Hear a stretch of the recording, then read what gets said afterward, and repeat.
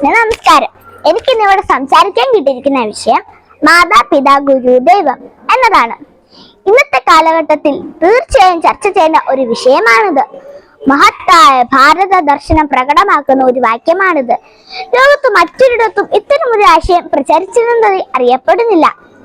ഈ ചൊല്ലിന് തന്നെ വ്യത്യസ്തങ്ങളായ വ്യാഖ്യാനങ്ങൾ പ്രചാരത്തിലുണ്ട്.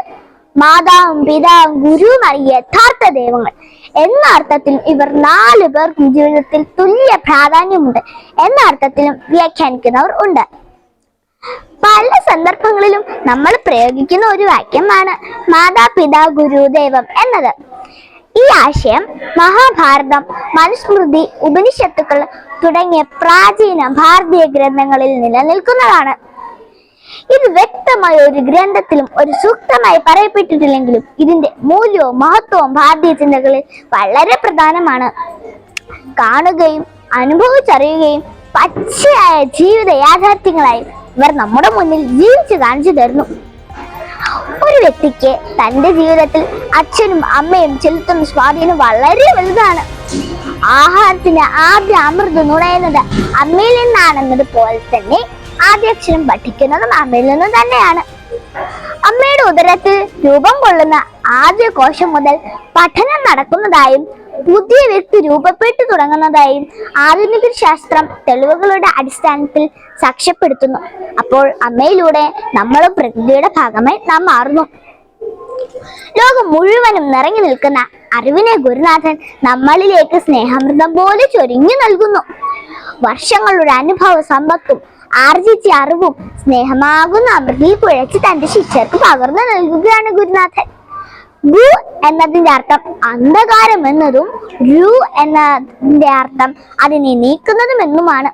അപ്പോൾ ഗുരു എന്നത് അറിവിന്റെ പ്രകാശം കൊണ്ട് അജ്ഞതയുടെ ഇരുൾ നീക്കുന്നവനാണ്. അറിവ് പകർന്നു നൽകുന്നവരെല്ലാം ഗുരുസ്ഥാനീയരാണ്. ശ്രീ ഒളപ്പം മണ്ണയുടെ എന്റെ വിദ്യാലയം എന്ന കവിതയിൽ ആരല്ലൻ ഗുരുനാഥ, ആരല്ലൻ ഗുരുനാഥൻ, പരിധിയിലെല്ലാം എന്നെ പഠിപ്പിക്കുന്നുണ്ടെന്തോ എന്ന് പറയുന്നുണ്ട്. സത്യമാണ്, പ്രകൃതിയിൽ ഓരോന്നും നമ്മെ പഠിപ്പിക്കുന്നുണ്ട്. പ്രകൃതി തന്നെയാണ് ഗുരു.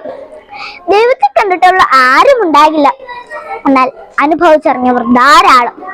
ദൈവത്തിന് അനുഗ്രഹ സ്പർശം ജീവിതത്തിൽ പലപ്പോഴായി പല രീതിയിൽ നമ്മെ സ്വാധീനിക്കുന്നുണ്ട്. വിദ്യാർത്ഥികളായ നാം ഇത്തരത്തിൽ ആശയത്തെ വ്യാഖ്യാനിച്ച് മനസ്സിലാക്കാൻ ശ്രമിക്കുമ്പോൾ എല്ലാ മാതാപിതാക്കളും ഗുരുക്കന്മാരും ഓർമ്മിക്കേണ്ട ഒരു കാര്യമുണ്ട്. ഞങ്ങൾക്ക് നിങ്ങൾ ദൈവമാകുമ്പോൾ നിങ്ങളുടെ ചിന്തയും പ്രവൃത്തിയും ദൈവത്തെ പോലെ ആകേണ്ടതുണ്ട്. ഞങ്ങൾക്ക് മാതൃകയാകേണ്ടതുണ്ട്. ഞങ്ങളുടെ മനസ്സിൽ നിങ്ങൾ ദൈവമായി ആകേണ്ടതുണ്ട്. അതിൽ നിന്ന് ഞങ്ങൾക്ക് പഠിക്കേണ്ട പാഠങ്ങൾ നിങ്ങളാണ് സൃഷ്ടിക്കേണ്ടത്. എല്ലാ മാതാപിതാക്കളും ഗുരുക്കന്മാരും ഈ ചൊല്ല് ഓർമ്മപ്പെടുത്തുന്നു. ഇന്നത്തെ കാലത്ത് എന്താണ് നടക്കുന്നത് എന്ന കാര്യം ചിന്തിക്കേണ്ടതാണ്. തന്റെ മക്കളെ സ്നേഹിക്കുകയോ നേർവഴിക്ക് നയിക്കുകയോ ചെയ്ത മാതാപിതാക്കൾ ചിലരെങ്കിലും ഉണ്ട്. വിദ്യാർത്ഥികൾക്ക് മാതൃകയാകേണ്ട ഗുരുനാഥരുടെ എണ്ണം കുറഞ്ഞു വരുന്നു. ഗുരുനാഥരെ ധിക്കരിക്കുന്ന വിദ്യാർത്ഥികൾ ഇവയൊന്നും നമ്മുടെ വളർച്ചയ്ക്ക് സഹായകമാകില്ല.